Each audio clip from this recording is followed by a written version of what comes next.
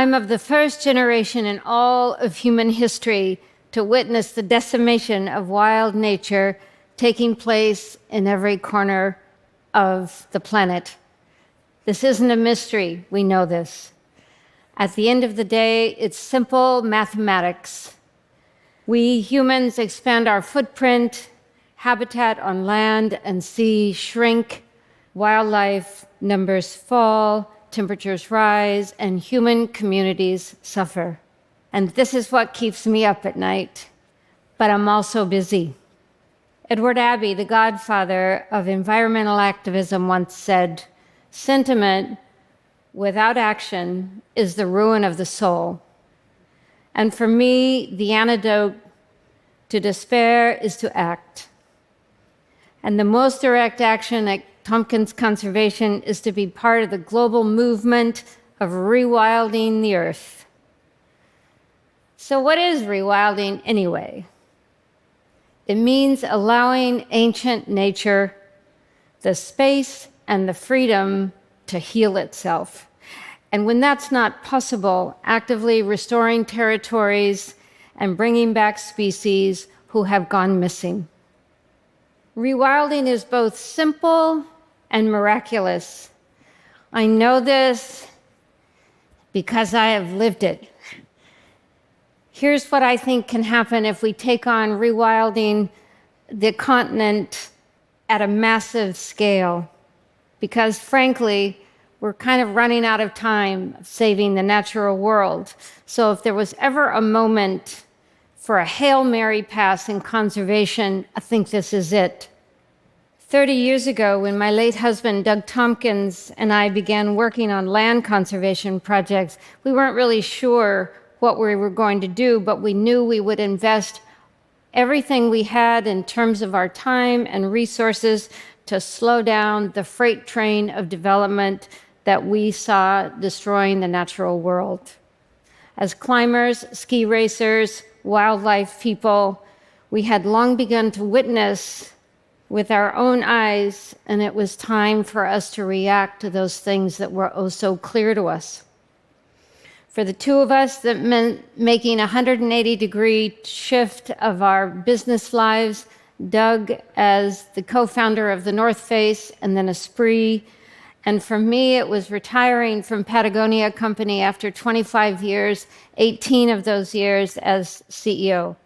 We moved to a roadless area at the tip of South America at the foot of a very deep fjord in Chile.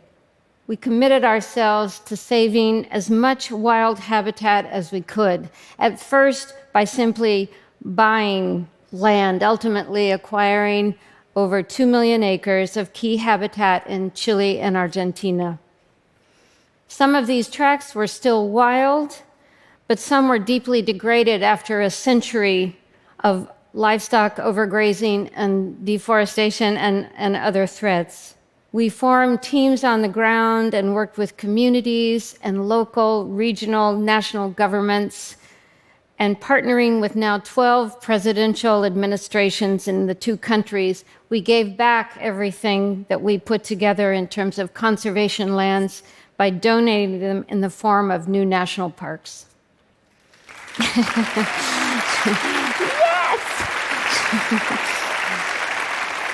So far, we've initiated 15 new national parks protecting over 15 million acres. We came to know, without a doubt, that landscapes can recover, even those forests, grasslands, wetlands, hardest hit. But the more we worked saving and restoring lands and seascapes, the more we came to realize that you can't have healthy ecosystems if keystone species are missing. As Lois Chrysler said, landscape without wildlife is just scenery, and we never saw ourselves as being in the scenery business. Protecting large-scale territories is essential. You can't paint a masterpiece unless you have the canvas. But once the territory is secured long-term, we had to commit ourselves to go beyond land conservation and set our goals to leaving behind fully functioning ecosystems. figuring out what species are missing or whose numbers are low and fragile and commit to bringing them back. And that's exactly what we're doing. Today, Patagonia grasslands, temperate rainforests are safe and whole, and nearly 2 million acres of wetlands have been protected. A total of 24 native species, which were nearly extinct, are again roaming free and reproducing in their rightful territories, from apex predators that influence entire ecosystems to seed bearers, herbivores, smaller predators, each playing out their essential role in the theater that we call life. In Chile, the population of the nearly extinct huemul deer is no longer losing ground. And after a century of livestock grazing in the Patagonia grasslands, which celebrated the killing of predators such as cougars and foxes, they are back and they are thriving. But all of this experience has shown us that this is still not enough. The speed and power of the climate crisis and the extinction crisis demand, I think, that we change our tactics again. And this time, it's got to be on a massive scale. Yes, the parks offer refuge from the forces of industrialization, and we know ecosystems can be restored. And very importantly, we know that when people reconnect with nature, it inspires them to protect it.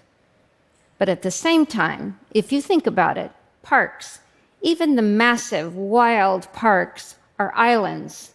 They're not connected. And this is a huge problem because in order to survive and become resilient, ecosystems need to be connected, sometimes extensions of territories and sometimes as stepping stones. One way or the other, flora and fauna have to be able to expand over territories as they once did. So how is this done? It requires expanding strategies into the next 20 years. We have to reconnect the wild fabric of South America, both from Chile and Argentina. Our 30 years of conservation work is radiating up and out now, reconnecting habitat and species back into one full continent. Luckily, and not surprisingly, Mother Nature has already built the literal roadmap to make this possible. In Chile, this means going up the entire spine of the Andes with endangered species and down the currents to Antarctica, following marine wildlife systems beyond, and this is the point, human-made borders. As an example of this, in Argentina, rivers are natural wildlife bridges. So if we protect the rivers and the land around them, we create these continental-scale corridors. Think of them as wild highways. In our kind of work, there's a saying about the role of top predators that I think helps make this clearer. In our case, if jaguars can expand their territory from north to south, east to west, then everybody else, animals, insects, flora, fauna, can, quote, walk under their legs. And that's our goal. So from Iberá National Park in Argentina, we build connections across the borders in Brazil, Paraguay, Uruguay, Bolivia, and create biodiversity throughout the La Plata River Basin, the Yungas cloud forest, the Chaco forest, the Atlantic forest. There's no question that this is a very audacious next and new step. I'm 73, and for the first time in my business and conservation life, I know I'm not going to see the end of this new story. But that's okay with me.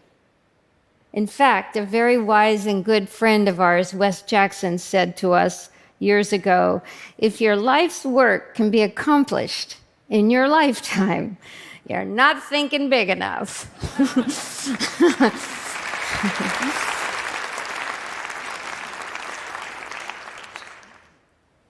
Today, The original teams we built have become independent organizations known as Fundación Rewilding Chile and Fundación Rewilding Argentina.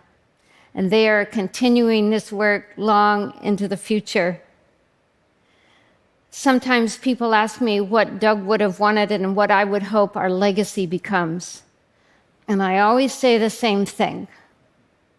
As proud as we are of what we've been able to accomplish thus far, none of us spends much time looking backwards. Rather, we see all the work that we've done as a foundation to build third, fourth generations of team leaders who share a common vision with us. And that is, we refuse to accept a future without wildness, without abundance, and dignified human communities. So what started as a personal journey has become a journey of many. From several dedicated individuals to whole teams, generations of teams, and communities who are joining the movement toward regenerative economies, followed by their offspring and their descendants. And finally, this journey is about bringing back large-scale territories, keeping them safe, and finding the species who are long gone missing. The jaguars, the Huemul deer, the Andean condors, giant anteaters, pumas, pampas deer, the bare-faced curassow, the Darwin's rams, maned wolf, marsh teal, macaws, ocelots, red-footed tortoises, giant river otters. May they thrive long into the future. They are the legacy long after our story is told. And remember, the first step in saving nature is the rewilding of our own minds. Thank you very much.